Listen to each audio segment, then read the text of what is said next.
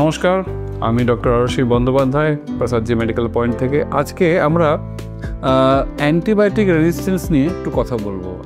আপনারা দৈনন্দিন জীবনে হয়তো বহুবার কথাটা শুনেছেন আপনাদের ডাক্তারবাবুদের কাছ থেকে, এবং হয়তো নিজের এবং কাছের নিকটাত্মীয়র ক্ষেত্রে ব্যাপারটা শুনেছেন। তো আমরা একটু ডিসকাস করি আজকে যে হোয়াট ইজ অ্যান্টিবায়োটিক রেজিস্ট্যান্স, কেন হয়, কী করণীয় এবং এর জন্য আমাদের কি করতে হবে।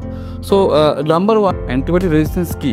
অ্যান্টিবায়োটিক রেজিস্ট্যান্স হলো সোজা কথায় যেই অ্যান্টিবায়োটিকগুলো আপনার কোনো ব্যাকটেরিয়াল ইনফেকশনকে মারার জন্য তৈরি করা হয়েছিল, তারা সেই কাজটা প্রপারলি করতে পারছে না, এবং এই জন্যই সেই অ্যান্টিবায়োটিকটা আপনার সেই ইনফেকশনের ক্ষেত্রে রেজিস্ট্যান্ট, মানে সে সেখানে প্রপার তার কাজটা করতে পারছে না।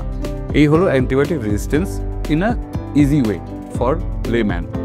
নাম্বার টু, কেন হয়? দেখুন, আমাদের দেশে অ্যান্টিবায়োটিক প্রচুর ওভার দ্য কাউন্টার ইউজ হয়। আমরা নিজেরাও, আপনারা নিজেরাও হয়তো এক্সপিরিয়েন্স করেছেন, বহুবার দোকানে গিয়ে, পাড়ার দোকানে বা কারোর কথা শুনে হয়তো একটু জ্বর এলো বা একটু কাশছেন, দুম করে অ্যান্টিবায়োটিক খেয়ে ফেলা, ডাক্তারের সঙ্গে কনসাল্ট না করা, এইগুলোই অ্যান্টিবায়োটিক রেজিস্ট্যান্সের প্রধান রিজন। আমাদের দেশে বেশিরভাগ ক্ষেত্রে এই সাধারণ জ্বরজারি বা অনেক সময় আপনার লুজ মোশনস বা যেটাকে আমরা পেটের সমস্যা বলি, সেক্ষেত্রে অ্যান্টিবায়োটিক লাগে না। Those are viral infections, self resolving, এমনি ঠিক হয়ে যায়।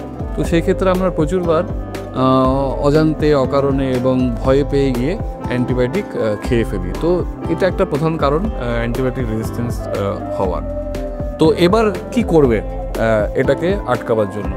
নাম্বার ওয়ান, আমি বলবো যখনই আপনার মনে হবে যে আপনার কোনো রকমের এই ধরনের ইনফেকশন বা কিছু হয়েছে, please go to a doctor. আপনার কাছের ডক্টর হতে পারেন, আপনার পাশের ক্লিনিকের হতে পারেন, সরকারি হাসপাতালে হতে পারেন। Go to a doctor. দোকানে গিয়ে, পাড়ার দোকানে গিয়ে দুম করে অ্যান্টিবায়োটিক খাবেন না। This is the main thing what you can do and stop antibiotic resistance. নমস্কার।